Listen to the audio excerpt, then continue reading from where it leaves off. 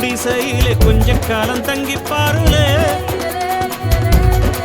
கூரையின் ஓட்டை வீரி செல்வாடி நட்சத்திரம் எண்டி பாருலே கூவும் செல்போனின் நச்சரிப்பை அணைத்து கொஞ்சம் செல்வண்ணின் உச்சரிப்பை கேட்போ